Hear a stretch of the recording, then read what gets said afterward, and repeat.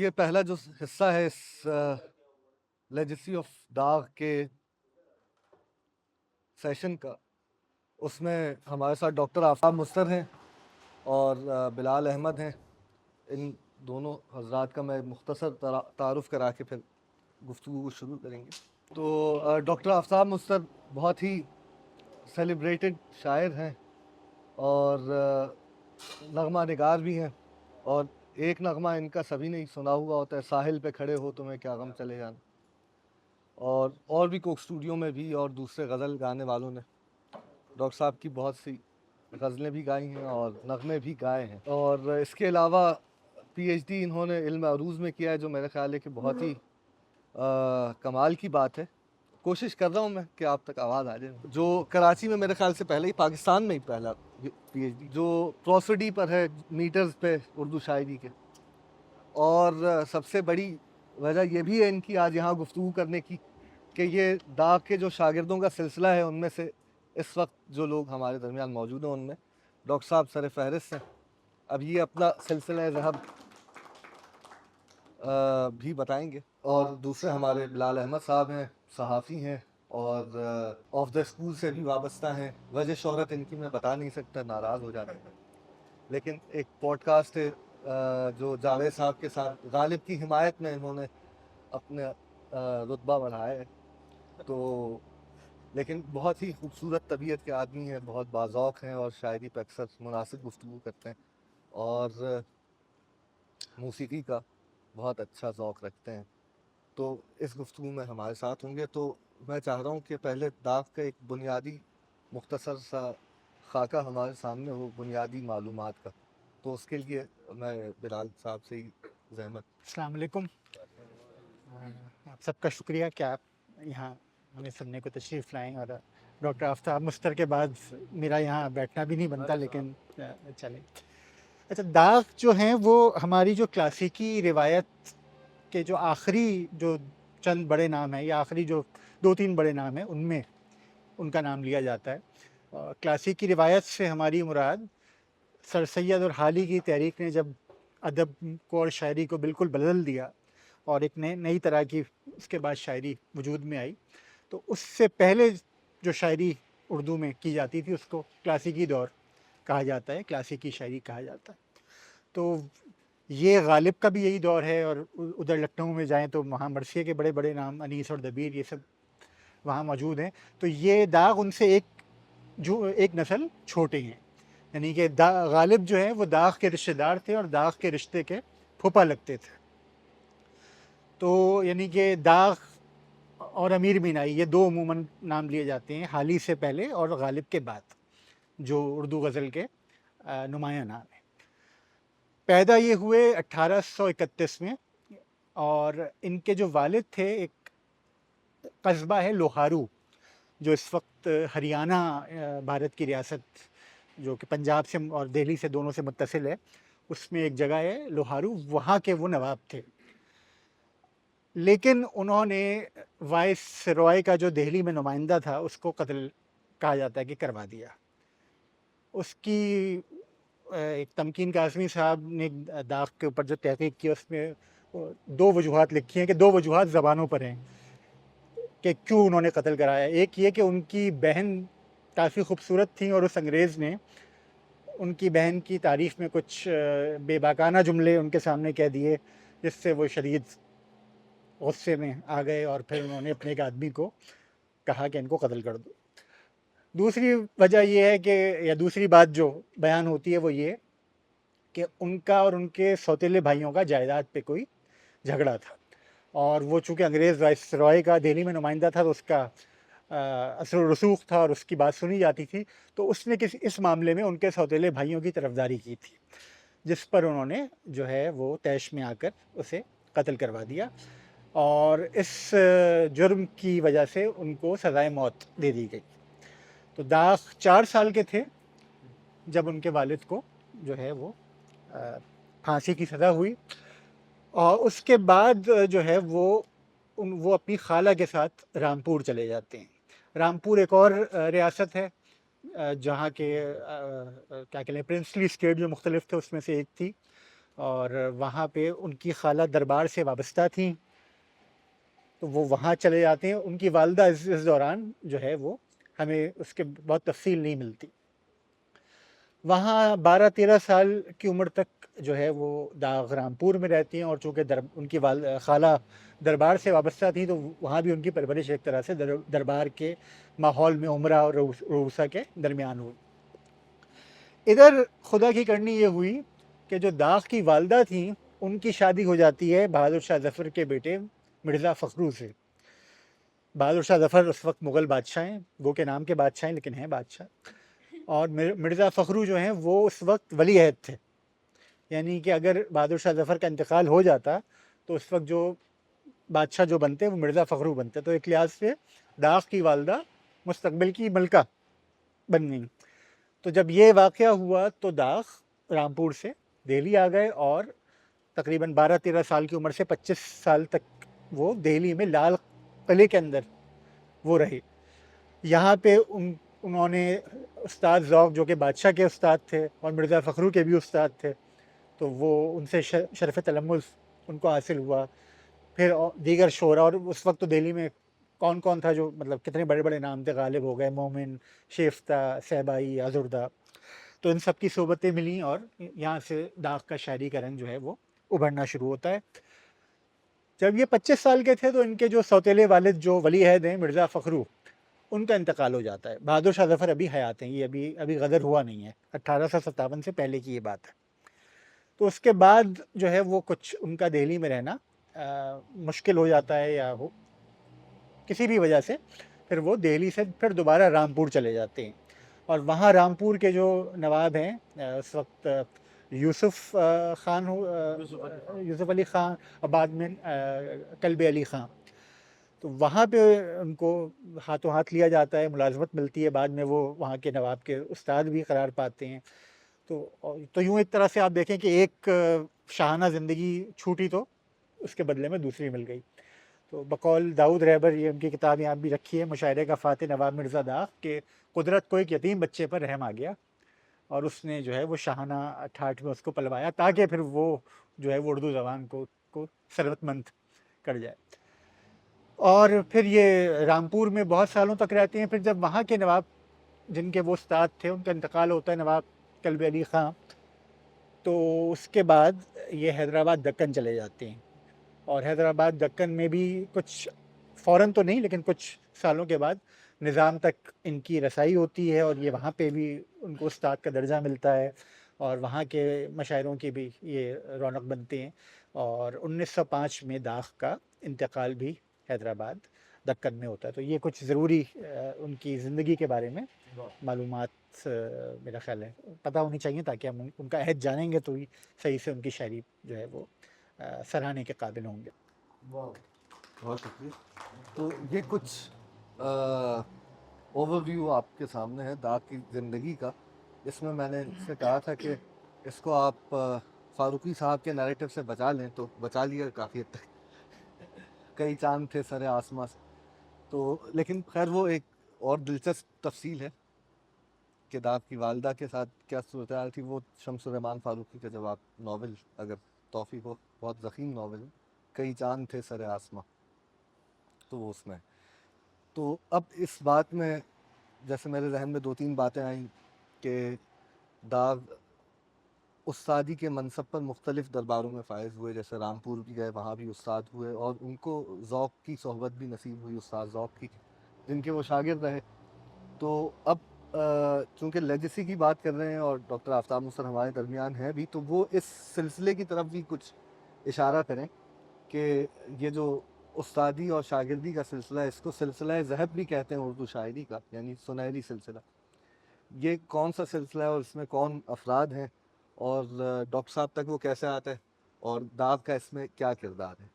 جی السلام علیکم تمام شرکاء کو، اور آپ سب کی سماعتیں ان تک بلال صاحب نے جو بنیادی نکات آپ تک پہنچا دیے وہ بھی ضروری تھا. حجاز مہدی صاحب نے صبح مجھے فون کیا کہ داغ پر گفتگو ہونی ہے، اور آپ نے تو हुक्म पर हाजिर हो गया। ये मेरा अपना ही घर है, मेज़बान हूँ मैं यहाँ का, तो हर वक्त यहीं होता हूँ। तो अभी फैसल साहब भी मुझसे कह रहे थे कि आपने बहुत शॉर्ट यानी कि नोटिस पर हमें ज्वाइन किया। तो मैंने कहा हम यहाँ से जाते ही कहाँ हैं, यहीं होते हैं। तो हमारे उस्ताद का शेर है फ़िदा खालिदी साहब का कि हम कहाँ खुद से दूर होते हैं, आप ही के हुजूर होते हैं। तो हम तो होते ही यहीं हैं हाजिर। खैर ये हमारा क्योंकि घर है, हम मेज़बान हैं, और एजाज मेहदी भी यक अज़ मेज़बानान ये भी हैं, फ़ारसी के उस्ताद भी हैं। हमारा सिलसिला से भी बहुत सारे मेज़बान हैं। हाँ जी जी। तो खैर वो फ़िराक का शेर था कि पास रहना किसी का रात की रात, मेहमानी भी मेज़बानी भी। तो हम मेहमान भी हैं, मेज़बान भी हैं। तो हमारा सिलसिला तलम्मुज़ जिस घराने से मेरा इंसलाक हो गया, मैं आज उसी इंसलाक और उसी की तसलसल की बिना पर यहाँ आपने इज़्ज़त बख्शी मुझ तालिब इल्म को। वो किसी ने बादशाह ने अपने किसी दरबारी से बहुत सारी लकीरें बनाई और कहा कि इसमें सबसे बड़ी लकीर कौन सी है।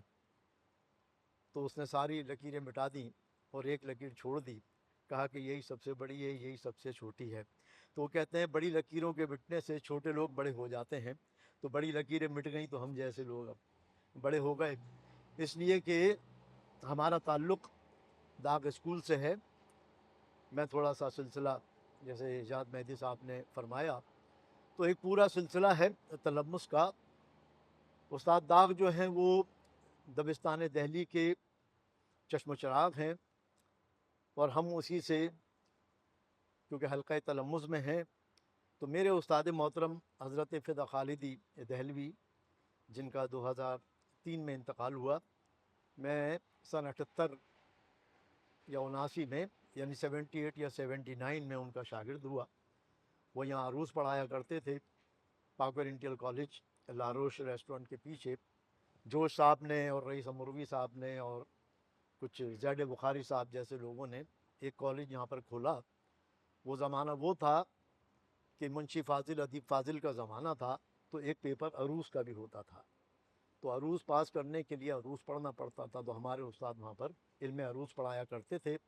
फ़िदा खालिदी जो मेरे उस्ताद मोहतरम हैं, उनसे मैं शुरू करता हूँ। तो सिलसिला कहाँ तक जाता है, हम अपना सिलसिला तलम्मुस या जो हमारा शजरा नसब शायरी है वो मैं पेश कर देता हूँ। तो उस्ताद फ़िदा खालिदी जो हैं वो बेखुद के जानशीन थे, बेखुद दहलवी के। बेखुद जो है वो उस्ताद दाग के जानशीन थे, जिनका आज हम जिक्र खैर कर रहे हैं। दाग जो है उस्ताद ज़ौक़ के जानशीन थे, ज़ौक़ जो है सौदा के, और सौदा शाह हातम के। तो हमारा सिलसिला तलम्मुस जो है वो शाह हातम तक जाता है। ये तो एक वो सिलसिला है। सोहेल अब्बास बलोच साहब का एक मकाला है, उनका पीएचडी इसी पर है, उस्तादी शागिर्दी की रवायात। उसमें तमाम के शजरे दिए हुए हैं, दबिस्तान दहली के भी, दबिस्तान लखनऊ के भी। उस दस्तावेज़ में भी उस्ताद मोहतरम फ़िदा खालिदी का नाम आपको मिल जाएगा। और ये सारा सिलसिला जो मैंने वहाँ तक दराज़ किया है, वहाँ तक हम इसको जानते हैं। और कोई सवाल अगर आपको और मैंने कौन सिलसिला लोग थे दाग के शागिर्दों में? जी जी, दाग के शागिर्दों में तो गोया कि आधा हिंदुस्तान कहते हैं कि उस्ताद दाग का शागिर्द था। बहुत कम ऐसे शख्सियात गुजरी हैं कि उनको इतना बड़ा एक हल्का तलामीज़ दस्तयाब या मैसर हुआ। ख़ुद दूर क्यों जाइए कि हज़रत अल्लामा इक़बाल, जैसा कि भी आपने देखा कि वो जो मरसिया दाग का लिखा है उस्ताद का, तो हज़रत अल्लामा इक़बाल वो शागिर्द के जिन पर ख़ुद उस्ताद नाज करें, और हसरत मोहानी, सीमा बराबादी, एहसन मारहरवी और जिगर मुरादाबादी, और क्या क्या नाम लिए जाएं। कि ख़ुद अमीर मीनाई जिस ज़माने में एक ही दरबार से वाबस्ता थे, तो ज़्यादातर जो है वो शागिर्द उस्ताद दाग के ही हिस्से में आए। और ख़ुद एक अहमद रज़ा ख़ां बरेलवी इस वक्त के मुजद्दद जिनको कहा जाता है, उनके जो छोटे भाई एहसन साहब वो भी दाग के शागिर्दों में। तो एक तवील गोया के सिलसिला है। अच्छा, उस्तादी शागिर्दी का चलन इस कदर आम था, बल्कि अहम था, कि किसी का अगर उस्ताद नहीं होता था तो लोग उस पर या तो रश्क करते थे या शक करते थे। तो कुछ अच्छी बात नहीं समझी जाती थी बे उस्तादा होना। खुद दूर क्यों जाइए कि खुद गालिब को भी इस वजह से एक उस्ताद का नाम जो है वो गढ़ना पड़ गया, है ना जी। और ये सिलसिला जो है वो एक मनसब समझा जाता था। उस्ताद की शागिर्दी का हक़ अदा करना शागिर्दों के अपने ऊपर वो लाजिम कर लेते थे। लेकिन उस्ताद दाग की एक अलग सी बात बताऊं मैं आपको, आप सब जानते हैं लेकिन मैं उसका इयादा कर देता हूँ। शागिर्द जो हैं वो उस्ताद का दम भरते हैं और हक़ अदा करने का सोचते रहते हैं, लेकिन ये वाहिद उस्ताद हैं उर्दू तारीख़ में कि जिन्होंने अपने शागिर्दों को अहमियत दी और उनका दम भरा, और उसका बायन सबूत जो है वो पंदनामा है। उस्ताद दाग ने अपने शागिर्दों के लिए एक पंदनामा जो है, यानी कि नसीहत करने के लिए, वो अभी हम पेश करेंगे अगर वक्त हुआ तो। एजाज साहब से मैंने कहा था अपने शागिर्दों को जो उन्होंने नसीहतें की हैं कि शेर में क्या चीज़ें लानी चाहिए, किन से बचना चाहिए, मायब व महासिन क्या हैं, तो ये तारीख़ के वाहिद शायर हैं उस्ताद दाग कि जिन्होंने अपने शागिर्दों के लिए एक तहरीरी दस्तावेज़ छोड़ी। पहले तो सीना गज़ट होता था कि उस्ताद से शागिर्द तक और शागिर्द से शागिर्द तक सीना ब सीना बातें चलती थीं। आपने पंदनामा लिख के न सिर्फ अपने शागिर्दों के लिए बल्कि आने वाले तमाम जो तलामीज़ या शेर व सुखन से वाबस्तगान को एक ऐसी दस्तावेज़ दे गए हैं कि उसको सामने रख के आप कोड ऑफ पोइट्री कह सकते हैं आप उसको। तो ये भी एक इसकी तखसीस है। अभी जिस पन्नामे का जिक्र कर रहे हैं डॉक्टर साहब, उसका मक्ता मुझे याद आया कि पंदनामा जो लिखा दाग ने बेकार नहीं, काम का कता है ये वक्त पे काम आएगा। वो अपने शागिर्दों की मुझको है नसीहत मलहूज या वो सुनाएंगे शायद थोड़ी देर में। अच्छा, तो जैसा कि अभी आपने मुलाहिजा किया कि एक बहुत बड़े उस्ताद थे और उनके शागिर्द यानी उनकी लेगेसी को आगे बढ़ाने वाले उन्हीं के शागिर्दों में से बहुत बड़े बड़े नाम अभी आपके सामने आए। उनमें इकबाल भी है, उनमें और भी काबिल ज़िक्र शुआरा हैं। तो इसमें एक और बात भी दाग के हवाले से बहुत दिलचस्प है, वो ये है कि ज़ाहिर है चूँकि मौसीकी की तरफ जब हम बढ़ते हैं, इस मौजू भी इस नशिस्त का ये है, तो इसकी एक छोटी सी तारीफ़ देखिए कि जैसे कव्वाली है, तो कव्वाली में आपको म्यूज़िक के साथ कलाम की भी ज़रूरत होती है। तो वो कलाम कहाँ से फ़राहम होते थे? वो खानकाह में जो बुज़ुर्ग होते थे, जो पीर होते थे, उसी खानकाह के कव्वाल उनसे वो कलाम लिखवा लिया करते थे, उर्दू में भी, हिंदी में भी, फ़ारसी में भी। तो ज़्यादातर जो कव्वाली के कलाम है वो खानकाह के बुज़ुर्गों की शायरी है। इसी तरह जब दूसरी फॉर्म्स भी आई, जैसे गज़ल की गायकी, अब चूँकि ये बहुत जदीद फॉर्म है गायकी की, जिसको आप गज़ल की गायकी कहते हैं, तो जब गज़लें गाना शुरू की तो उसके लिए भी शायर दरकार होते हैं। तो इस पर बिलाल साहब रोशनी डालेंगे कि किस तरह से दाग को क्यों इतना चुना गया और कितना चुना गया, इस सारी तफसील पर। अच्छा, एक तो दाग को ख़ुद मौसीक़ी का बहुत ज़ौक़ था, और चूँकि हमने पहले देख चुके हैं कि शाही महलात में वो रहे, वहीं उनकी परवरिश हुई, तो वहीं से उनके यहाँ ये मौसीक़ी का ज़ौक़ पैदा होता है। और एक और जो है वो बहुत मज़े का आप कह लें पैराडॉक्स जो है वो दाग की ज़िंदगी का ये है, एक तरफ वो पाबंदे सौम व सलात हैं, हज भी करते हैं, और दाऊद रहबर ने तो लिखा है कि शराब नहीं पीते थे, बल्कि एक दफ़ा उनको किसी दवा की ज़रूरत हुई तो किसी ने शराब की बोतल में वो दवा भर के भेज दी, तो वो उन्होंने वापस करवा दी। तो एक तरफ ये है, मगर दूसरी तरफ उनका हम देखते हैं कि बाज़ार हुस्न से उनके रवाबित बहुत हैं, और ख़ुद गाने वालियों को बुलाते हैं, गाने वालियाँ उनके हाँ डेरा जमाए रखती हैं, और ख़ुद अपनी गज़लें वो उनको पेश करते हैं कि भाई तुम ये वाली गाओ, तुम ये वाली गाओ। तो ये एक दाग का, और ये जो चीज़ है वो उनकी शायरी में भी पूरी तरह से मौजूद है कि जो उनका इश्क है या जो उनके मामलात इश्क हैं वो उसी माहौल के मामलात इश्क हैं। अच्छा, तो जैसे फिर दाग गाने वालों में क्यों इतने मशहूर और मकबूल हुए? एक तो एक है वो ख़ुद बहुत मशहूर थे, और फिर वो ख़ुद अपना कलाम गवाते थे, और फिर उनके जो है वो बड़ी-बड़ी जो मुग़न्नियाँ थीं उनसे रवाबित थे। जो बरे सग़ीर में पहली आवाज़ जो रिकॉर्ड हुई है 1900 کے شروع میں وہ گوہر جان ایک گانے والی تھی. یہ کلکتے سے ان کا تعلق تھا. تو ان کی والدہ سے بھی داغ کے مراسم تھے. تو ایک رفیق مارہروی ایک صاحب ہیں جنہوں نے داغ کے خطوط جمع کر کے شائع کیے ہیں.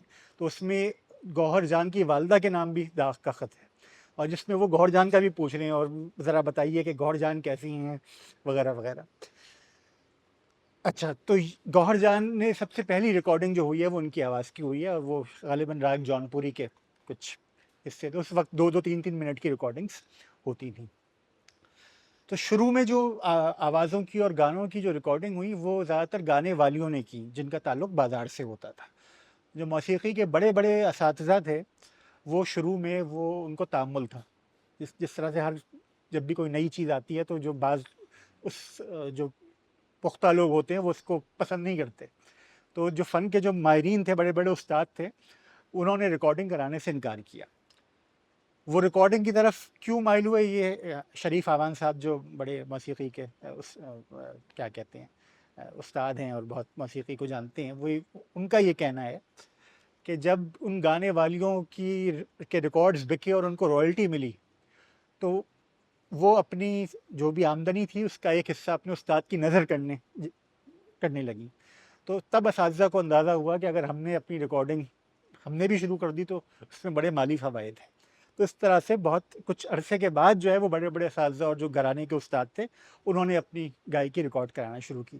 تو شروع میں اگر آپ دیکھیں جو یوٹیوب پہ تو بہت سارے چینلز ہیں جو اس ارلی ریکارڈنگز جو پیش کرتے ہیں, زیادہ تر آپ کو خواتین کی ملیں گی, اور ان سب کے ناموں میں بائی لگا ہوگا, مشتری بائی, زورا بائی, یہ گوہر جان کی ہم نے بات کی. تو یہ سب ان میں سے بعض تو خود داغ کے زیر اثر تھیں اور داغ سے ان کے جسے کہتے ہیں مراسم بھی تھے. تو یوں داغ کی غزلیں شروع جیسے جیسے غزلوں کی ریکارڈنگ شروع ہوئی تو داغ کی غزلیں ریکارڈ ہونا شروع ہو گئیں. اچھا, پھر جو داغ کی جو اصل میں جو شاعری کا جو ذائقہ ہے وہ چٹخارا کہا جاتا ہے نا, کہ حسن و عشق کے معاملات میں جو چٹخارا پن ہے کہ وہ محبوب کا غمزہ ہو, عاشق کی تڑپ ہو, وہ اس کو بالکل بے کم و کاس بیان کر دیتے ہیں. تو وہ جب شاعری میں آئی اور وہ جب لوگوں نے گائی, گانے والیوں نے, تو وہ ان کے لیے گانا بھی مزے کا, ان کو گانا بھی وہ اچھا لگا, کیونکہ وہ جو کیا کہتے ہیں محبوب کا جو نخرہ آپ کہہ لیں, تو وہ گانے والیوں نے اپنی آواز میں, کیونکہ وہ ٹھمری وغیرہ تو ویسے ہی گاتی تھیں جس میں یہ بھاؤ ہوتا تھا, تو وہ داغ کی شاعری میں ان کو وہ بھاؤ مل گیا اور یوں وہ جاری ہو گئی. ہماری ایک بہت پاکستان کی بہت بڑی ایک غزل اور لوک گیتوں کی فنکارہ ملکہ پکھراج, طاہرہ سید کی والدہ, ان کی جو پہلی ریکارڈنگ ہے وہ بھی داغ کی غزل ہے. زاہد نہ کہ بری یہ مستانے آدمی ہیں, تجھ سے لپٹ پڑیں گے دیوانے آدمی ہیں. تھوڑا سا مبتذل سا ہے لیکن, اور اس کے بعد آپ کہہ لیں کہ لائن لگ گئی ہے. مطلب آپ بیگم اختر کا نکال لیں, آپ پھر مہدی حسن کا نکال لیں, فریدہ خانم, اقبال بانو, تو یہ داغ. اور اب تک اب یہ ہے کہ اب بعض اور شعرا ہیں جو شاید داغ سے بازی لے گئے, یعنی کہ فیض احمد فیض کو بہت گایا جاتا ہے, ناصر کاظمی کو بہت گایا جاتا ہے, لیکن یہ کہ اگر ہم 50 سال پہلے جائیں تو شاید جو شاعر سب سے زیادہ اس وقت گانے والے جس کو گا رہے تھے وہ داغ ہوگا. اچھا, اسی سے ہی جڑی ہوئی ایک بات جس میں ڈاکٹر صاحب کی رائے بہت صائب ہے, وہ یہ ہے کہ وہ کیا عناصر ہیں داغ کی شاعری کے جو اس کو گانے کے لیے بہت موزوں بناتے ہیں. یعنی اس داغ کی شاعری میں جو موسیقیت کا عنصر ہے اس کو آپ کس طرح دیکھتے ہیں؟ اچھا جی, بہت ساری باتیں تو یہاں سے آپ تک پہنچ گئی ہیں. اصل میں شاعری کا جو انگریڈینٹس میں دو اہم انگریڈینٹس جو ہیں, فکر اور فن, اس کی بالیدگی سے ہی شعر کا خمیر اٹھتا ہے. فکر میں تو فلسفی شعراء گزرے, بہت سارے فکری زاویوں سے بہت سارے لوگ سامنے آئے, لیکن استاد داغ کا کمال یہ ہے کہ فکر اور فن دونوں میں, جیسا کہ آپ نے بتایا ابھی بلال صاحب نے, کہ وہ موسیقی سے بھی تقریباً جتنے پرانے لوگ ہیں, وہ کسی استاد کا شعر مجھے یاد آ گیا کہ جو دل چھین لینے کے ڈھب جانتے ہیں وہ ترکیب ورکیب سب جانتے ہیں. تو یہ سب جانتے تھے. تو استاد داغ کا کیونکہ انسلاک میں نے جیسے عرض کی तो उस्ताद ज़ौक़ से था, और उस्ताद ज़ौक़ ख़ुद अरूज़ के और फ़न के माहिरीन में शुमार होते थे। बल्कि दरमियान में जो मैंने नाम लिया सिलसिला तलम्मुस का, उसमें एक नाम शाह नसीर का भी आता है। शाह नसीर जो हैं वो भी उस्ताद ज़ौक़ के कुछ दिनों उस्ताद रहे हैं। लेकिन यहाँ ये बात ये बतानी इस वक्त ज़रूरी है कि उस्ताद ज़ौक़ का जो शाह नसीर से मुक़ातिया हुआ या बाइकाट कर दिया उन्होंने, वो भी एक फ़नी बात थी। और उस्ताद ज़ौक़ को शाह नसीर ने जो है बावजूद एक गज़ल में जो है एक रुकन कम करके वो गज़ल बना के भेज दी। जब वो कहीं गए और किसी ने पूछा कि भाई आज कहाँ से आ रहे हो, बताया कि उस्ताद ज़ौक़ के पास, उससे शाह नसीर के पास से आ रहा हूँ। कहा जी हमें भी सुना दो। तो दिल्ली की जो जामा मस्जिद है उसकी सीढ़ी पे कोई बुज़ुर्ग बैठे हुए थे, इन्होंने उनको सुना दी। मुशायरे में जाने से पहले उन्होंने कहा भाई इसमें तो एक सबब खफीफ जो है उसकी कमी रख दी हुई है। उस्ताद ज़ौक़ क्योंकि ख़ुद भी इसमें कुछ ना कुछ तो दस्तगार रखते थे, फ़ौरन उन्होंने इसको जांचा और सबब खफीफ, दो हरफी लफ्ज़ को सबब खफीफ कहते हैं। इल्म अरूज जब हम शुरू करेंगे इंशाअल्लाह कभी तो हम बताएंगे। तो यहाँ से उस्ताद शाह नसीर से जो है उनका मुक़ातिया जैसे मैंने कहा हो गया, तो बीच में वो नाम भी आता है। लेकिन उस्ताद ज़ौक़ का जो लेगेसी जिसको हम इस वक्त बात कर रहे हैं, जो यहाँ तक आ रही है, वो कहते हैं कि मीरास पिदर ख़्वाही इल्म पिदर आमूज़। तो अगर तुम्हें बाप की मीरास चाहिए तो बाप का इल्म हासिल करो। और फिर ये भी कहते हैं अगर पिदर न तवानत पिसर तमाम कुनत। तो वो जो कमियां रह गई थी या जो कुछ उन्होंने तैयार किया उस्ताद ज़ौक़ ने उस्ताद दाग़ को फ़िक्री और फ़नी दोनों लिहाज से। अच्छा, उनके यहाँ शगुफ्तगी, बरजस्तगी, वारफ्तगी ये तो है ही, जिसको बहुत सारे लोग इब्तिज़ाल पे महमूल करते हैं, लेकिन वो ज़माने का चलन था। चिरकीन से लेके जाफ़र ज़टल्ली से वो चला आ रहा था। और फिर किसी ने यहाँ तक भी बांध दिया कि गंगा नहा के उसने जब अपने बाल बांधे, हमने भी अपने जी में क्या क्या ख्याल बांधे। तो ये तो चला आ रहा था। तो उस्ताद ज़ौक़ का जो फ़िक्री और फ़नी महासिन की तरफ इनका रुझान करने का था, एक तो मौसीकी से शग़फ़, फिर अरूज़ का या फ़न का सीख लेना। तो इसमें क्या हुआ कि वो रंग जो है वो चौखा हो गया मज़ीद। तो एक सबसे बड़ी वजह है उनकी मौसीक़ियत है। अब मसलन बड़ी मशहूर गज़ल उनकी जो हमारे गाई है मैडम नूर जहाँ ने, वो अगर आप सुने तो उसमें वैसे ही तरन्नुम कि जाने वाली चीज़ का गम क्या करें, दिल गया तुमने लिया हम क्या, कैसे कैसे उसमें अशार हैं। अभी क्योंकि बहर रमल मुसद्दस महज़ूफ़ है, इसका जो तरन्नुम है वो ख़ुद ही आपको अपने हिसार में ले लेता है। और फिर उस पर मुस्तज़ाद ये कि मौसीकी का उसमें रंग चढ़ जाए, और फिर उस पर भी मुस्तज़ाद ये कि मैडम नूर जहाँ गा दें। तो अब वो जो गाया है वो आप सुन लीजिए, तो क्या ज़बान है और क्या निथरी निथराई ज़बान को, और फिर जी जानता है जैसी गाई है मैडम ने, है ना जी। तो उनकी शायरी में ये जो कमाल आया है वो फ़िक्र का कमाल तो है ही, मुहावरे की चुस्बंदिश, रोज़मर्रा, और जो मैंने कहा कि वारफ्तगी, बरजस्तगी, और उसमें मामला बंदी, ये जिसको हम इब्तिज़ाल पे महमूल करते हैं, उसके लिए सही लफ्ज़ जो है अदब में वो मामला बंदी है। यानी कि गज़ल के लुग़वी मानी को जिस तरह दाग़ ने बरता है, आप सब मुझसे ज़्यादा बेहतर जानते हैं कि अगर हम गज़ल की रिवायती तारीफ़ करें तो महबूब से या औरतों से बात करना, इस पर उस्ताद दाग़ की शायरी ऐसी टाकम टोक पूरी उतरती है कि उस्ताद दाग़ ने जो कमाल नासिक और आतिश करके गए थे, ये जो अकाबिर हमारे कि ज़बान की तराश खराश करके उसमें सफाई, उसमें जो है एक नुदरत पैदा करके गए। दाग़ वो वाहिद शायर हैं जिन्होंने असातिज़ा की उन चीज़ों को जो काट छाँट करके वो गए थे, अपनी शायरी में एक ऐसे अंदाज से बरता। दूसरी मिसाल सिर्फ नज़ीर अकबर आबादी की है। नज़ीर अकबर आबादी वो शायर था कि जो शायरी को दरबार से लेके निकाल के बाज़ार में लाया, लेकिन वो बाज़ारी नहीं हुआ। और यही मैं अर्ज़ करूँगा कि दो दरबारों से वाबस्तगी, जैसे अभी हमारे बिलाल साहब बता चुके हैं, आप भी जानते हैं। उस्ताद दाग़ की अगर आप तस्वीर देखें यहाँ सामने रखी हुई, एक मर्दाना वजाहत के साथ जो उनका हुलिया बशरा है, जो उनका यानी कि अंदाज़ है, उसमें वो कहीं आपको मिन्नतें और ऐसी कुछ करते हुए नज़र नहीं आ रहे। मर्दाना वजाहत के साथ एक ये तुमतराक है, एक अना है, और फिर उसके साथ महबूब से बात करने का ख़ास अंदाज़। मतलब बहुत सारे शेर उस्ताद के ज़बान ज़द आम हैं, उनमें से मुख्तदिल भी बहुत सारे हो सकते हैं कि बोसा लिया जो मैंने लगे देने गालियाँ, सच है किसी का हाथ किसी की ज़ुबान चले, है भी, ये भी उस्ताद है ना जी। या एक गज़ल है उनकी, बड़ी कमाल गज़ल है, तो मुहावरे की बंदिश देखें कि उसका मक्ता है कि दाग आंखें निकालते हैं वो, दाग आंखें निकालना, देखें मुहावरा, दाग आंखें निकालते हैं वो, उन्हें दे दो निकाल कर आंखें। तो अब ये ज़बान कहाँ से आएगी? अब देखिए इसका एक और सबूत मैं आपको दूं। अभी अहमद जावेद साहब गुफ्तगू कर रहे थे गालिब की, उन्होंने हवाला दिया, मैं सुन रहा था, आप भी सुन रहे थे। गालिब की एक ज़मीन है, ये न थी हमारी किस्मत कि विसाल यार होता। अब उस्ताद दाग कैसे मुख्तलिफ हैं ये इसमें ज़रा देखिए आप।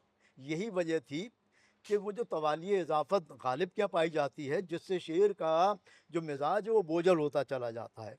पंदनामे में उस्ताद दाग ने ये भी एक उसमें नसीहत की है कि तवाली इजाफ़त से बचना चाहिए, दो हों तो चाहिए, सही है, चार से लेके ज़्यादा तक हो जाएं तो बोझल हो जाता है शेर। लिहाजा उनके आप देखिए तराकीब ज़रा कम है, सीधी सादी बातों में कैसी कैसी बातें वो कह जाते हैं।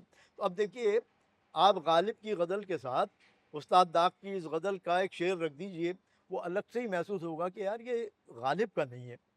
ये भले किसी को मालूम ना हो कि किसका है, दाग का है, लेकिन वो ये समझ जाएगा। अब देखिए ये न थी हमारी किस्मत कि विसाल यार होता, अगर और जीते रहते यही इंतज़ार होता। अब इसमें कितने अशार हैं वो आप सबको याद हैं, मैं उसमें उस्ताद दाग का शेर टाँक देता हूँ। देखिए कैसी गुफ्तगू जैसी बात है। वो फरमाते हैं, जो तुम्हारी तरह तुमसे कोई झूठे वादे करता। आप देखिए गालिब का अंदाज नहीं अलग, इसको पढ़ते ही आदमी कह देगा भाई ये तो कुछ। अब फिर जब शेर मुकम्मल होगा तो आप कहेंगे यार ये तो कुछ अलग से शेर हो गया। जो तुम्हारी तरह तुमसे कोई झूठे वादे करता, तुम ही मुंसिफी से कह दो तुम्हें एतबार होता। ये है उस्ताद का दाग का अंदाज। अब उस्ताद दाग के अंदाज के दो तीन शेर में उनके जो शागिर्दे हैं उनके सुना देता हूँ, ताकि आपको मालूम हो कि दबिस्तान दाग से और दबिस्तान दहली से जो निकल कर आए हैं हल्का तलामीज़ में से, उनमें से उस्ताद बेखुद का शेर सुना दूँ। उस्ताद बेखुद जो है वो दाग के जानशीन थे, और उस्ताद बेखुद के जानशीन हमारे उस्ताद फ़िदा साहब। अब मैं पहले बेखुद साहब का एक शेर आपकी सबकी नज़र करता हूँ। देखिए एक बेखुद का जो है मैं उस वक्त का जदीद शेर सुनाऊँगा कि उस वक्त की जिद्दत क्या होती थी। एक शेर सुनिए ज़बान का, देखिए उस्ताद बेखुद का। मर जाए गला घोंट के बीमार तुम्हें क्या, जैसे बातें हो रही हैं, ये दाग का अंदाज़ है। मर जाए गला घोंट के बीमार तुम्हें क्या, तुम आए बड़े उसके तरफदार तुम्हें क्या। अब ये तुम आए बड़े उसके तरफदार, ये ज़ुबान जो है रोज़मर्रा और मुहावरा, तो उस्ताद हमारे बताते थे जब हमें वो नसीहत करते थे कि देखो बेटा रोज़मर्रा और मुहावरा की चुज़बंदिश ही शेर को जो है वो दूसरों से मुख्तलिफ करती है, और फिर सैल मुमतना हो। और फिर वो ये फरमाते थे कि रोज़मर्रा जो है वो मुहावरे पर भी मुक़द्दम है। जैसे मीर कहता है रोज़मर्रा में इधर आबे अबे वो चाक गरीबां वाले, यूँ पुकारे हैं मुझे पूछे है जाना वाले, इधर आबे अबे वो चाक गरीबां वाले। अब ये रोज़मर्रा। तो अब देखिए रोज़मर्रा कैसा मैंने आपको दिखाया कि मर जाए गला घोंट के बीमार तुम्हें क्या, तुम आए बड़े उसके तरफदार तुम्हें क्या। आने ही न दो बज़्म में तुम बुल हवसों को, आने ही न दो बज़्म में तुम बुल हवसों को, बैठा रहे कोई पसे दीवार तुम्हें क्या। अब ये देखें कैसी गुफ्तगू कैसी बात। तो यही उस्ताद दाकियाँ भी जो चलन नुमायाँ होता है, वो अल्लामा इकबाल भी शुरू में उनसे मुतासिर हो के वो सादगी के साथ गज़ल कह रहे हैं सहल मुमतना में। उनका मतलब मशहूर है अल्लामा का कि तेरे इश्क की इंतहा चाहता हूँ, मेरी सादगी देख क्या चाहता हूँ। उसके बाद तो फिर अल्लामा ने अपना अंदाज़ अपनाया। उस्ताद शागिर्दी का यही एक कमाल है कि उस्ताद शेर बताता नहीं है, बनाता है। तो अब शागिर्द को हाथ पकड़ के लिखना नहीं सिखाता उस्ताद। उस्ताद जो है मायब व महासिन बता देता है, जो पंदनामा में उस्ताद दाग ने बताए। वो बड़ा काम का पंदनामा है, उस पर अभी हम इंशाअल्लाह मज़ीद बात करेंगे। तो ये उस्तादी शागिर्दी का जो चलन था اس سے شاعر جو ہے وہ نتھر نتھرا کر مجلہ ہو کر مصفہ ہو کر سامنے آتا تھا۔ تو استاد داغ کی شاعری میں جو آپ کو یہ نظر آتا ہے مردانہ وجاہت اور گفتگو کا سا انداز، یہی ان کی موسیقیت دیگر مغنیوں کو یا مغنیوں کو اٹریکٹ کرتی ہے، جاذب نظر ہے، دل کھینچتی ہے، دامن کش ہے۔ اور سب سے زیادہ میرے خیال ناصر کاظمی کا بھی حوالہ آیا، ایک کتاب ہے رفیق نقش کی، ضرور پڑھیے گا، اردو کے ضرب المثل اشعار، اس کا جب آپ مطالعہ کریں گے تو 3 شاعر آپ کو بالکل اوپر نظر آئیں گے، سب سے زیادہ جن کے شعر جو ہیں وہ زباں زاد عام ہیں۔ سب سے زیادہ جو ہیں علامہ اقبال اور داغ کے اشعار ہیں، اس کے بعد استاد ذوق کے، اس کے بعد اوروں کے بھی ہیں، غالب کے بھی بہت ہیں۔ تو یہ جو شاعری کا وہ معاملہ کہ شاعری کو ساحری بنا دیا، وہ استاد داغ کا ہی منصب ہے۔ سیل ممتنع میں ایسی چھوٹی چھوٹی باتوں میں بڑی بڑی باتوں کو کہہ جانا، جیسے میں نے بھی آپ کو شعر سنایا کہ داغ آنکھیں نکالتے ہیں وہ، انہیں دے دو نکال کر آنکھیں۔ تو یہ پوری غزل ہی زبان کی ہے۔ اور کیا کیا تمہارے خط میں وہ پہلا سلام کس کا تھا، نہ تھا رقیب تو آخر وہ نام کس کا تھا، ہے نا جی، خاطر سے یا لحاظ سے میں مان تو گیا، جھوٹی قسم سے آپ کا ایمان تو گیا۔ اب یہ ایمان تو گیا کون لائے گا مجھے بتائیے، جھوٹی قسم سے آپ کا ایمان تو گیا۔ اور پھر مقطع بھی اس کا کیا کمال ہے نا جی، کہ ہوش و حواس تاب و تواں داغ جا چکے، اب ہم بھی جانے والے ہیں سامان تو گیا۔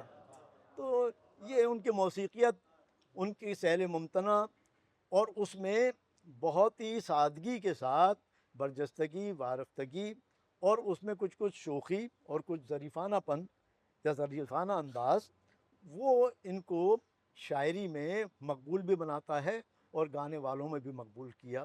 کوئی اور سوال اب ہو تو؟ بہت ہی دلچسپ بات ہے اس گفتگو میں۔ ایک بات یہ بھی دیکھنے کی ہے کہ جیسے ڈاکٹر صاحب نے بتایا کہ اگر آپ کو لگتا ہے کہ مرد اور عورت کے معاملات دلچسپ ہیں شاعری میں، تو اس کے لیے آپ کو داغ کا احسان مند ہونا چاہیے۔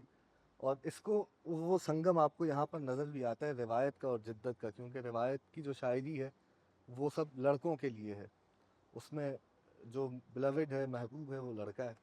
اور ایک خاص مقام آپ کو اچانک سے نظر آنے لگتا ہے جہاں پر جو بلوڈ ہے وہ عورت ہے اور شاعر مرد ہے، ورنہ پہلے یہ تھا ہندوستان کی جو روایت ہے اس میں تو شاعر یا گانے والا بے شک مرد ہو لیکن وہ زبان عورت کی استعمال کرتا ہے، جس سے یہ پتہ چلتا ہے کہ جو لور ہے وہاں پر عورت ہے اور جو بلوڈ ہے وہاں پر مرد ہے۔ اور اس سے یہ بھی سمجھ میں آتا ہے کہ دیوداسی ہونے کا کیا مطلب ہے۔ جیسا اگر بھجن آپ کر رہے ہیں اور رام کے کر رہے ہیں تو یہاں پر خواتین ہیں، جو بلوڈ سائڈ ہے وہ مرد کی۔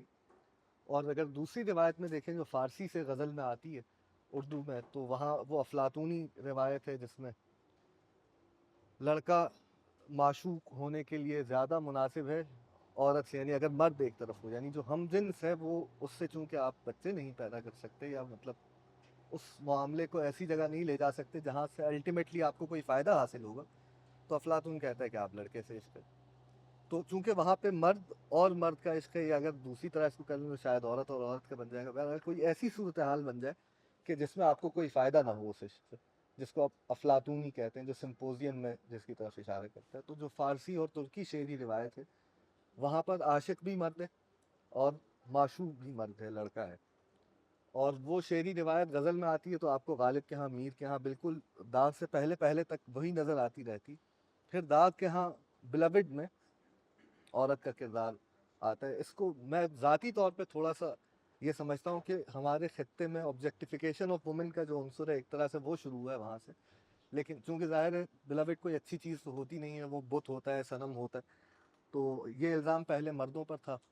تو مردوں کو تو بہت خوش ہونا چاہیے کم از کم کہ داغ نے یہ الزام دھو کے خواتین پہ لگا دی، لیکن اب خواتین خوش ہیں اس الزام سے یا نہیں یہ نہیں، تو لیکن یہ تبدیلی ضرور واقع ہوئی۔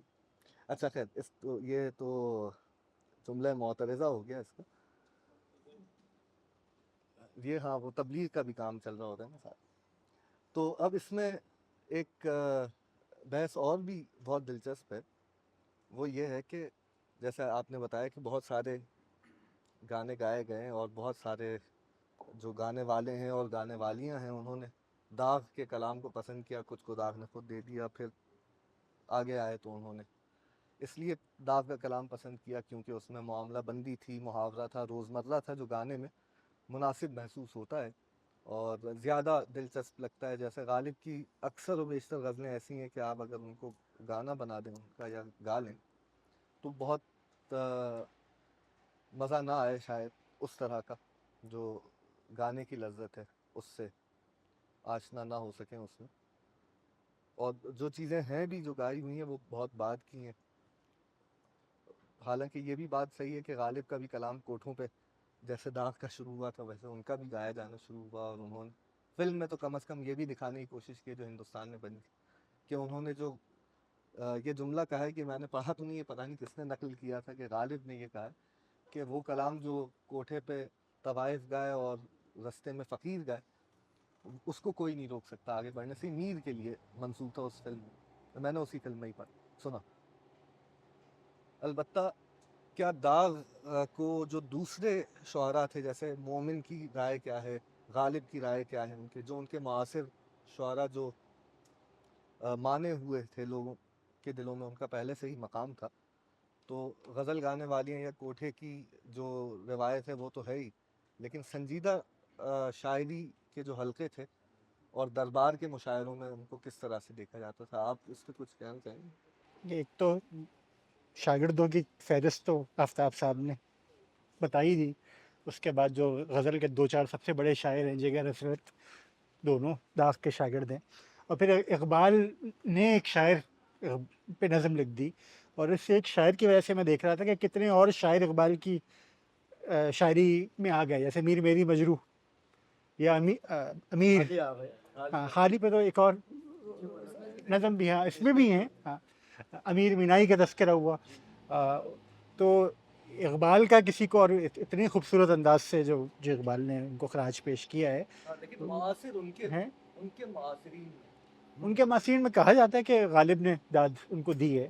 جی اور ہاں، اور لیکن چونکہ جونیئر تھے تو ہم غالب کے اشعار میں تو نہیں دکھا سکتے. جی خطوط میں اگر غالب نے کہا اس کا مجھے علم نہیں ہے، وہ آفتاب صاحب اگر اس پر کچھ روشنی ڈالیں. دلی کے بہت سے لوگ ہیں. جی دیکھیے، تاریخ تو یہ بتاتی ہے کہ خود غالب جو ہے وہ نذیر اکبر آبادی کے مکتب میں پڑھنے گئے تھے. اب یہ ایک نئی بات بتا رہا ہوں میں آپ کو. میری کتاب ہے نذیر کی غزلیں، اس پہ ہم نے نذیر اکبر آبادی کو غزلوں پر بتایا کہ غزل بھی اس کی کچھ کم نہیں ہے. اس میں میں نے غالب کا اور نذیر کا موازنہ دیا ہے.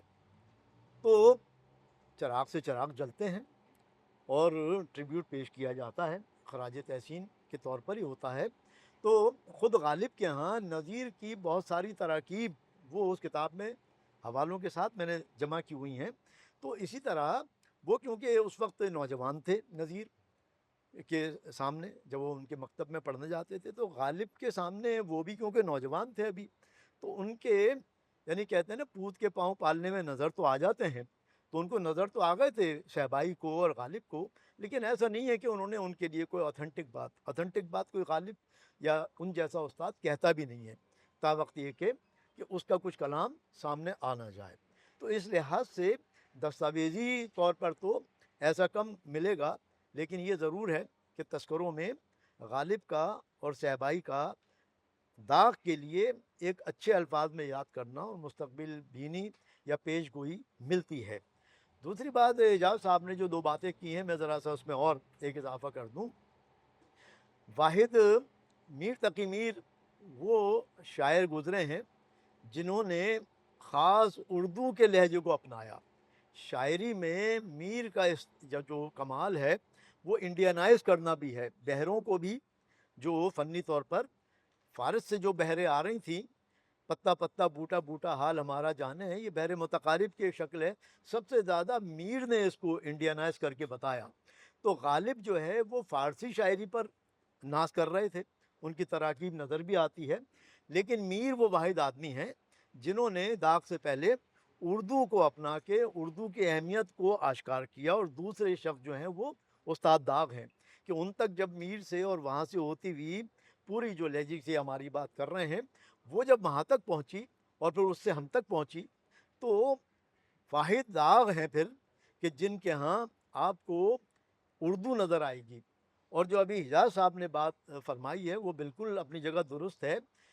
اصل میں ہندی اور اردو شاعری کے دو مراکز یا دو محور جو ہیں ان کا بنیادی فرق یہ ہے جس کی وضاحت ابھی حجاز صاحب نے کی. اس کی وجہ ہے، وجہ یہ ہے کہ ہندی شاعری جو ہے وہ عورت کی طرف سے مرد کو خطاب ہے. پوری شاعری آپ ان کی اٹھا لیں پوری کی پوری.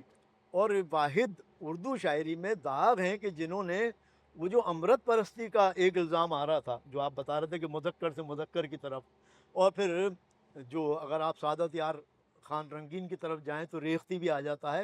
استاد داغ نے ابتذال جس کو کہتے ہیں، میں اس کو ابتذال نہیں کہتا، وہ معاملہ بندی ہے. اور یہ اس کا بین ثبوت ہے کہ استاد داغ نے ریختی کو منہ نہیں لگایا. حالانکہ سعادت خان یار خان رنگین سے ہوتی ہوئی چلی آ رہی ہے، سوچ سے اور جرت سے اور انشاء سے. دوسری یہ کہ اس زمانے کی یہ روایت بھی تھی کہ میر نے بہت کم لوگوں کو شاعر مانا ہے، یعنی کہ خواجہ میر درد کو، سودا کو اور ایک آدھ کوئی اور. اس کی وجہ کیا تھی؟ وہ یہ نہیں کہتے تھے کہ وہ شاعر نہیں ہے. اب بھی ایک اور نئی بات بتا رہا ہوں آپ کو، شاعر کو ورسٹائل ہونا چاہیے، یہ میر کا ماننا تھا. نکات الشعراء میں آپ دیکھ لیجئے. یا اور وہ کیا ہوتا تھا کہ جو رباعی نہیں لکھتا تھا، جو مثنوی نہیں لکھتا تھا، اس کو شاعر جو ہے زیادہ درخورے اتنا نہیں سمجھتے تھے. وہی کہتے تھے جس نے رباعی نہیں لکھی یا جس نے مثنوی نہیں لکھی تو در حقیقت وہ شاعر تو ہے اپنے تئیں، لیکن وہ پختہ شاعر نہیں ہے یا بڑا شاعر نہیں ہے. تو میر نے لوگوں کو در حقیقت نیگلیکٹ نہیں کیا، نظر انداز نہیں کیا، نیچا نہیں دیکھا. در حقیقت بہت کم لوگوں کو شاعر ماننے کی وجہ یہ تھی کہ قصیدہ، رباعی، مثنوی، یہ تین چیزیں ایسی تھیں کہ جس کے لکھنے والے کو بڑا شاعر سمجھا جاتا تھا. تو استاد داغ کے ہاں یہ یادگار داغ میرے پاس پڑی ہوئی ہے، احسن ماریروی جو ان کے شاگرد تھے ان کا باقی ماندہ کلام اس میں ہے. اس میں استاد داغ کے ہاں یہ ساری اصناف نظر آئیں گی. خود مثنوی استاد داغ کی، پھر شکار نامہ خود جو ہے میر نے بھی لکھا، اور جن نوابین کے ساتھ یہ رہے ان کی شکارگاہ کے معاملات بھی آپ نے لکھے. جھولا آپ نے شاید پہلی صنف نہ سنی ہو کبھی، جھولا استاد داغ نے جھولا بھی لکھا ہے.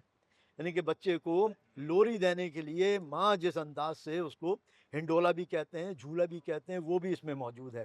مثنویاں ہیں، رباعیات ہیں. قطع جو پندنامہ ابھی پہلے بھی ذکر ہوا تھا، در حقیقت وہ قطع ہے. اور قطعے کی صورتحال میں ایک اور غلط فہمی جو آج کل پائی جاتی ہے وہ یہ سمجھتے ہیں اب ہم کہ چار مصروں کے یعنی کہ قطعے کو قطع کہتے ہیں. غالب کے یہاں بھی آپ اٹھائیے، صبح دم دروازہ خاور کھلا سے لے کے اور بہت سارے قطعات 12 20 اشعار پر بھی ہوتے تھے. تو استاد داغ کا پدنامہ در حقیقت قطع ہے. تو استاد داغ نے بڑا شاعر ہونے، ورسٹائل شاعر ہونے کا بھی پورا کا پورا بیان ثبوت دیا. اس لیے استاد داغ داغ ہیں. تو بے خود کا میں ایک شعر آپ کو سنا رہا تھا کہ اس وقت کا جدید شعر سمجھ لیں کہ دیکھیے بے خود دہلوی جو داغ کے جانشین تھے، اور داغ کے جانشین بے خود کے جانشین ہمارے استاد اور احسن ماریروی بھی تھے. اب دیکھیے بے خود کا ایک اور شعر سن لیجئے کہ روؤں گا یا تڑپوں گا عمر بھر دل مرحوم کے لیے. تڑپوں گا عمر بھر دل مرحوم کے لیے، بیچارہ نامراد لڑکپن کا یار تھا. تو اب یہ اس زمانے کا جدید، یعنی کہ آج کی جدت کچھ اور ہے.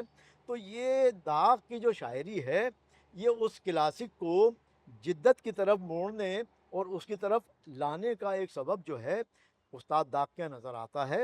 توالی اضافت سے بچے ہوئے ہیں، بہت زیادہ بوجھل بحریں استعمال نہیں کی.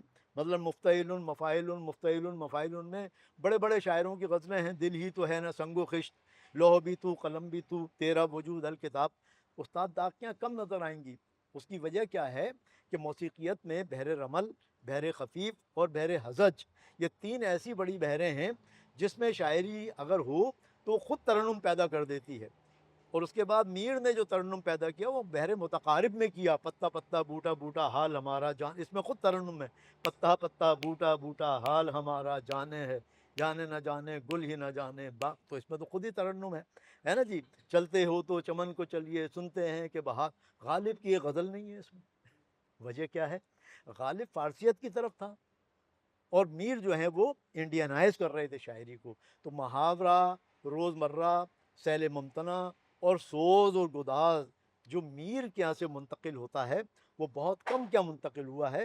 تو استاد داغ کی شاعری میں ایک اٹریکشن یا کشش ہونے کی یہ بھی ایک وجہ ہے کہ محاورہ، روزمرہ، سہل ممتنع اور بہور کا ایسا استعمال جو مترنم بھی ہوں اور شگفتہ بھی ہوں. تو یہ بہت کچھ بات ابھی ہو سکتی ہے. ابھی میرے خیال ہے اور کچھ سوالات باقی ہیں. اس سیگمنٹ کے آپ کچھ کہنا چاہتے ہیں؟ نہیں وہ آخری حصے کی طرف ہیں تو میں چاہتا ہوں کہ ہمارے دونوں مہمان اپنی اپنی پسندیدہ غزل بھی سنائیں ایک داغ کی، اور یہ بھی بتائیں کہ یہ کیوں سر فہرست ہے آپ کی پسند میں، اور کچھ اس کے اوپر کامنٹری بھی کرتے ہیں. مطلب یہ نہیں کہ صرف سنا دیا آپ نے، ساتھ ساتھ کچھ. چونکہ موضوع موسیقی کے حوالے سے تھا تو ابھی کچھ حالیہ دنوں میں بہت کچھ داغ کو سنا. تو ایک ملکہ پکھراج نے غزل گائی ہے داغ کی، آئے کوئی تو بیٹھ بھی جائے ذرا سی دیر. اب اس میں آپ دیکھیں محاورے کی چستی اور کتنا مطلب جو کیفیت ہے اور جو الفاظ ہیں وہ بالکل نتھی ہوئے ہیں کہ ایسے ہی بولے گا کوئی، ایسے ہی کوئی دل جلا عاشق جس کا محبوب بس آتے ہی اس کو نظر دکھا کے چلا گیا ہے، تو وہ جو دل سے جو آ نکلے گی وہ ہے آئے کوئی تو بیٹھ بھی جائے ذرا سی دیر، مشتاق دید لطف اٹھائے ذرا سی دیر. کچھ رہ گیا ہے قصہ غم وہ سنا تو دوں، کاش ان کو نیند اور نہ آئے ذرا سی دیر. میں دیکھ لوں اسے وہ نہ دیکھے میری طرف، میں دیکھ لوں اسے وہ نہ دیکھے میری طرف، باتوں میں اس کو کوئی لگائے ذرا سی دیر. سب خاک ہی، اب یہ تھوڑا سا موڈ چینج ہو گیا ہے، سب خاک ہی میں مجھ کو ملانے کو آئے تھے، ٹھہرے رہے نہ اپنے پر آئے ذرا سی دیر. پھرتا ہے میرے دل میں کوئی حرف مدعا، قاصد سے کہہ دو اور نہ جائے ذرا سی دیر. تم نے تمام عمر جلایا ہے داغ کو، تم نے تمام عمر جلایا ہے داغ کو، کیا لطف ہو جو وہ بھی جلائے ذرا سی دیر. تو یہ اس میں داغ کا جو رنگ ہے وہ ہر شعر میں مجھے لگتا ہے کہ پوری طرح سے جلوہ گر ہے، تو مجھے بہت اچھی لگی. اب یہ کہ سب سے اچھی یہ تو نہیں کہہ سکتا میں، ہو سکتا ہے اور بھی ہوں، لیکن ڈاکٹر صاحب آپ بھی استاد کی کوئی غزل جو آپ کو پسند ہے دل سے قریب؟ کس کی غزل؟ استاد داغ. ہاں میں عرض کرتا ہوں، پسند کا تو خیر یہ ہے کہ خود ہم سے اگر پوچھ لیا جائے کہ ہمیں کیا پسند ہے تو پھر وہی ایک جو ہے روایتی سا جملہ کہ اپنی اولاد تو سبھی اچھی لگتی ہیں وغیرہ وغیرہ. تو ہم تو جن کی اولاد ہیں، ہمارے تو جد ہیں وہ، تو ہمیں تو ان کی ہر چیز اچھی لگتی ہے. لیکن ان میں سے چند مشت نمونہ اذکر وارے جس کو ہم کہتے ہیں، تو دو باتیں میں اس میں ابھی آپ سے کہنا چاہتا ہوں. ہم استاد داغ کو یا اپنے اکابر کو یاد تو کر رہے ہیں، اور ہم جس ایرا میں بیٹھے ہوئے ہیں، ہمارے نوجوانان پختہ ذہن، تازہ ذہن، ہمیں ایک سوال یہ بھی اس میں سوچنا چاہیے اور کرنا چاہیے، خود سے بھی کرنا چاہیے، اور میں آپ کی توجہ اس طرف دلا رہا ہوں کہ کیا داغ آج کے زمانے میں ویلڈ ہے؟ سب سے بڑی بات یہ بہت اہم نقطہ ہے کہ ہم جس ایرا میں ہیں 21ویں صدی کے، تو کیا داغ ویلڈ ہیں؟ بالکل ویلڈ ہیں. دو گواہیاں میں پیش کر دیتا ہوں. پہلی گواہی، ابھی آپ نے دیکھا احمد جاوید صاحب استاد داغ کے لیے غالب کے مقابلے میں نسبتاً بتا رہے تھے کہ کئی جگہ استاد داغ جو ہیں غالب کو پیچھے چھوڑ گئے ہیں. یہ خود انہوں نے ابھی فرمایا، تو وہ ویلڈ ہو گئے، میں یہ سمجھتا ہوں. ایک اور میں بڑا نام لیتا ہوں آپ کے سامنے، احمد جاوید جو ہیں وہ ہمارے شہر کراچی کا وہ اثاثہ کہ جنہوں نے فکر کی بالیدگی، علم، تہذیب، رویہ، ثقافت، اس کو کھلی آنکھ سے دیکھا، اور ان کا فرمانا میں سمجھتا ہوں کہ وہ ہم اس کو نظر انداز نہیں کر سکتے کہ بقول شخص کہ حسن کو حسن بنانے میں میرا ہاتھ بھی ہے، آپ مجھ کو نظر انداز نہیں کر سکتے. تو داغ نظر انداز نہیں ہو سکتا. دوسری گواہی، نظم کا اس وقت سب سے بڑا شاعر ڈاکٹر وحید احمد پنڈی میں ہے. نظم کے سب سے بڑے شاعر اس وقت ڈاکٹر وحید احمد استاد داغ کے لیے کیل کانٹے سے لیس رہتے ہیں ہر وقت. ان کے انٹرویوز سنیں، ان کے آپ کلپس دیکھیں, ان کی باتیں سنیں. استاد داغ کو وہ اس وقت کا بھی سب سے بڑا شاعر مانتے ہیں. یہ میں نہیں کہہ رہا, ڈاکٹر وحید احمد. تو میں نے ان کو ویلڈ کر دیا 21ویں جو ہم صدی میں جی رہے ہیں. اور استاد داغ کی کیا دو باتیں میں آپ نے سننے والوں کو ضرور کہوں گا. دبستان دہلی اور دبستان لکھنؤ, بظاہر یہ دبستان ہیں, یہ تو صرف ہمیں سمجھنے کے لیے ہے کہ اردو ادب جو پڑھتے ہیں تو ان کو دبستان بتایا جاتا ہے. در حقیقت میں ان دونوں دبستانوں کو ایک ہی مانتا ہوں اور اس کو میں کہتا ہوں ادبستان. تو یہ دونوں دبستان ادبستان ہیں. اب ایک نام اور میں لے رہا ہوں. اپنے پڑھنے والوں کو, سننے والوں کو, جہاں تک میری آواز جا رہی ہے, میں دو باتیں ضرور کہوں گا پیغام کے صورت میں, کہ اگر آپ کو زبان سیکھنی ہے, شعر کی نزاکتیں, باریکیاں, فن کی بالیدگی اور فن کا استعمال, تو آپ کلیات داغ ضرور لیں. یہ ڈاکٹر وحید احمد بھی کہتے ہیں, میں نہیں کہہ رہا ہوں. اور احمد جاوید بھی انشاءاللہ آپ کو یہی بات کہیں گے اگر آپ ان سے پوچھیں گے. دوسرا نام ہے, میں نے کہا میں دبستانوں کو مانتا ہوں لیکن اس حد تک کہ بس تدریس تک, ورنہ یہ دبستان ادبستان ہے. دوسرا بڑا نام ہے آرزو لکھنوی. کبھی لکھنوی, آرزو لکھنوی پہ بھی بات کریں گے انشاءاللہ, مصفی پہ بات کریں. آرزو لکھنوی کو اگر آپ پڑھ لیں گے, سریلی بانسری سے لے کر اور ان کے دیگر کلام, فلم کے لیے جتنا انہوں نے لکھا وہ اپنی جگہ ہے. کسی کو زبان سیکھنی ہو, شعر کی باریکیاں اور شعر کہنے کا انداز اور زبان کی چست بندش, تو وہ آرزو لکھنوی کو بھی ضرورت پڑے. اب دیکھیے آرزو لکھنوی کا بھی ایک شعر سنا دوں غالب کی زمین میں. خدت ہوئی ہے یار کو مہماں کیے ہوئے, ذوق قدا سے بزم چراغاں. اب آرزو لکھنوی کا شعر سنیے, دیکھیے میں ایسے ہی آپ کو جو بتا رہا ہوں تو اس کا ثبوت بھی دے رہا ہوں. آرزو لکھنوی نے اسی زمین میں شعر کہا کہ جوش جنوں میں وہ تیرے وحشی کا چیخنا, جوش جنوں میں وہ تیرے وحشی کا چیخنا, بند اپنے ہاتھ سے در زندہ کیے, بند اپنے ہاتھ سے در زندہ کیے. میں شعر سنا دیتا ہوں استاد داغ کے, بس وقت تو نہیں ہے, ورنہ میں چاہتا تھا کہ کچھ سودا کے, کچھ ذوق کے, کچھ شاہ حاتم کے, اور تمام شعراء جو ہیں ہمارے اس سے سلسلے سے, میں نے بتایا کہ شاہ حاتم تک, سودا تک ہمارا. سودا کا ایک شعر ضرور سن لیجئے. پورے اردو ادب میں مجھے تو نظر نہیں آیا اس لفظ کا استعمال, میری کچ فہمی یا کم علمی ہوگی. آپ کو کوئی دوسرا شعر نظر آ جائے تو ضرور مجھے بتائیے گا, آپ کا احسان مند ہوں گا. استاد سودا کا بھی شعر سن لیجئے. داغ کے استاد ذوق, ذوق کے استاد سودا. اب سودا کے کیا کیا شعر سناؤں, ایک شعر سنا دیتا ہوں پھر ہم داغ پر آتے ہیں.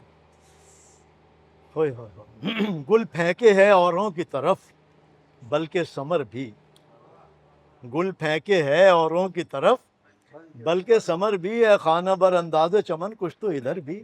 اب خانہ بر انداز چمن کی ترکیب میں سمجھتا ہوں, میں نے تو نہیں دیکھی, کسی کے پاس کوئی اس سے اور بہتر شعر ہو خانہ بر انداز چمن پہ تو ضرور مجھے بتائیے گا.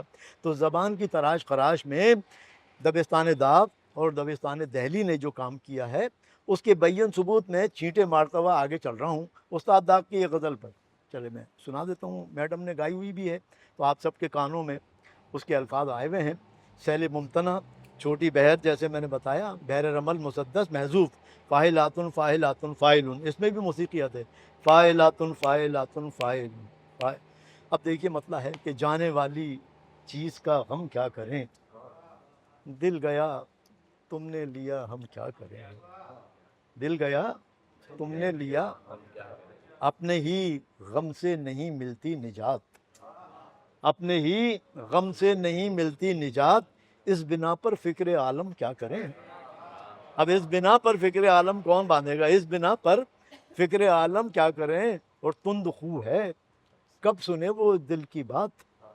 اب دیکھیں معاملہ بندی, محبوب سے بات, تند خو ہے کب سنے وہ دل کی بات, اور بھی برہم کو برہم کیا کریں, اور بھی برہم کو برہم کیا کریں. اور مار کا ہے آج حسن و عشق میں, مار کا ہے آج حسن و عشق میں, دیکھیے وہ کیا کریں ہم کیا کریں, دیکھیے وہ کیا کریں ہم کیا کریں. اور بخش دینا پیار کی گستاخیاں, بخش دینا پیار کی گستاخیاں, دل ہی قابو میں نہیں ہم کیا کریں, دل ہی قابو میں نہیں ہم کیا کریں. جانے والی چیز کا غم کیا کریں, دل گیا تم نے لیا ہم کیا کریں. वमा अलैना इल्लल बलाग। कोई सवाल आप लोगों की तरफ से हो तो ज़रूर आप। ये 10 मिनट अभी हैं सेशन खत्म होने, इसमें सवाल जवाब हम लेंगे जी। जनाब, अरे सर सर अरे सर बस, अरे साहब वक्त नहीं है, बस क्या करें। ये मुझे बता दें कि आपने कहा कि मीर ने सबसे पहले इंडियनाइज किया, जी तो एक लफ्ज मैं बार बार सुनता हूँ और मेरी कम इल्मी को माजरत कीजिएगा, कि सब वो कहते हैं सबक हिंदी का इस्तेमाल। जी जी सबक हिंदी समझाएं कि ये इंडियनाइज होने में सबक हिंदी का इस्तेमाल ये एक ही बात है या दो मुख्तलिफ बात है? देखिए, ये तो वैसे लसानियात का शोबा हमारे एजाज साहब ने यहाँ संभाला हुआ है। तो सबक फ़ारसी हो या सबक हिंदी हो, हम तो ये जानते हैं कि मीर ने ये किया कि नहीं मिलता कोई महरम जहाँ में, नहीं मिलता कोई महरम जहाँ में, मुझे कहना है कुछ अपनी ज़ुबान में।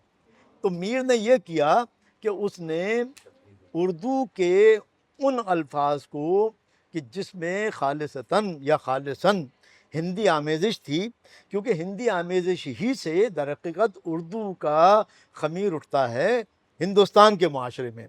तो मीर का सबसे बड़ा जो कमाल है वो ये है कि उसने उर्दू से जो बेगानगी फ़ारसी की वजह से हो रही थी, उससे पहले, गालिब तो बाद में आए, उससे पहले जो फ़ारसी आमेज़ चीज़ें चल रही थीं, जिसमें ख़ुद मीर की मुसल्लस हैं। अगर आप मीर की शायरी में देखें, मुसल्लस एक उनका सिन्फ़ है, उठाइएगा। मीर ने मुसल्लस में 2 मिसरे जो है वो फ़ारसी के होते थे, एक उर्दू का, ये उसका कमाल है। तो उसने जो अजनबियत थी उर्दू की फ़ारसी आमेज़िश की वजह से या संस्कृत की आमेज़िश की वजह से, जो सूरदास और कबीरदास और ये पहले से चला आ रहा था, उस अजनबियत को कम करने में पहला डोल जो डाला वो 850 साल पहले अमीर खुसरो ने डाला, तूतिए हिंद।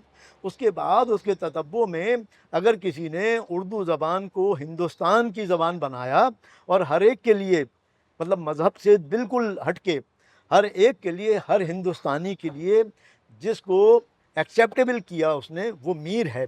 तो मीर ने जो है उर्दू शायरी को फ़ारसी गलबे से और हिंदी गलबे से बचाकर दरमियान की राह निकाल के, तो मैं मीर को इसलिए सबसे ज़्यादा, मैं क्या सभी, वो इस वजह से कि ख़ुद उसने कहा, मीर ने अभी एक मैंने शेर सुनाया, एक और शेर है मीर का कि शेर मेरे हैं गो ख़वास पसंद, गुफ्तगू पर मुझे आवाम से है। तो उसने यही किया कि ख़वास जो संस्कृत और हिंदी और ब्रिज भाषा और खड़ी बोली और उससे जो हिंदवी जिसको पहले कहते थे, उसकी आमेज़िश से जो शेर हो रहे थे, यानी कि ख़ुद सिराज औरंगाबादी को आप अगर आप ले लें, वहाँ से और कुली कुतुब शाह से लेके यहाँ तक आ जाएं, तो मीर ने उन सब से बचकर रास्ता निकाला। और यही हिंदी के ऊपर, जिसको अब हिंदी लोग कहते हैं, वो असल में उर्दू ही है। जो फ़िल्में आपकी बन रही हैं इस वक्त, 80% उसमें उर्दू ही है, क्योंकि सर्टिफिकेट पे हिंदी लिखा हुआ होता है। तो ये मीर का कमाल है जिसने हिंदुस्तानी फ़ज़ा में उर्दू को रचा बसा कर और लोगों के दिलों में जागूसी कर दी। ये उसका कमाल है। अच्छा, इस पर जो सही जैसे आपने कहा सबके हिंदी की बात, तो अगर सबके हिंदी की नुमाइंदगी को आप हिंदुस्तान में बेदिल समझ लें, बेशक। तो मीर का जो अंदाज है वो बिल्कुल उल्टा है। मतलब सबके हिंदी का मतलब है मुश्किल पसंदी, आसान लफ्जों में, कि ऐसा शेर कहा जाए जैसे गालिब ने सबके हिंदी उर्दू में करने की कोशिश की, बाद में बदल दिया अपना अंदाज, लेकिन शुरू में तो सबके हिंदी उस शायरी को कहा जाता है जो फ़ारसी, असल में ये फ़ारसियों के यहाँ से, ईरानियों के यहाँ से इस्तिलाह है। जब उन्होंने देखा कि हिंदुस्तान के जो फ़ारसी को शुआरा हैं वो एक ख़ास मुश्किल पसंदी इख्तियार करते हैं, जिसमें साहिब पहले आदमी आप समझ लीजिए साहिब तब्रेज़ी हैं, और उसमें और बहुत सारे जैसे उर्फ़ी हैं, उसमें नज़ीरी हैं, उसमें बेदिल का नाम है, उसमें गालिब की फ़ारसी शायरी है जो सबके हिंदी कहलाती है। यानी इंडिया में, हिंदुस्तान में फ़ारसी में शेर कहने वाले लोग जो मुश्किल पसंदी इख्तियार करते हैं, यानी कि उसमें मज़मून आफरीनी भी कहते हैं उसको, कि नया मज़मून ऐसे छुपाना अंदर शायरी, तो वो मीर ने उसको सहल किया है। मीर ने सबके हिंदी से जान छुड़ाई नहीं सब। और इस तरफ है कोई जो, हाँ आप ले लें, आपकी तरफ आ रहे हैं। उर्दू ना हो लेकिन आज की महफिल के हिसाब से کہتے ہیں کہ داؤد دہلی کو جوانی میں کسی سینا کے میں گرفتار ہو گئی جو کہ شاید کلکتہ کی رہنے والی تھی. بعد میں انہیں کلکتہ کا سفر کیا تھا. بعد میں اس کی بھی یاد ہے انہوں نے پڑھا کہ شاید 8 سے زیادہ سب ادارہ اگر آپ کو یاد ہو. یہ تو غالب پر گویا کہ کلکتے والی جو یہ تو خاتون معاملہ ہے، غالب کے ساتھ ہے. داؤد دہلی کلکتے کا جو تو ذکر کیا تو نے ہم نشیں بہرحال ایک اس تیر سے یہ میرے پتہ چلا سینے کہ پہ کلکتے سے دور رہے آپ. وہ تو داغ تو دکن اور رامپور سے باہر آپ ہی کے نہیں ذہن میں نہ ہے دہلی کوئی یا اشعار ہیں؟ نہیں، وہ ایک مثنوی ہے فریاد داغ. ہاں وہ تو چل وہ جو جس واردات کی بات کر رہے ہیں. لیکن مثنویاں جو ہیں وہ فکشن ہوتی ہیں. ہاں. اور وہ جب وہ حیدرآباد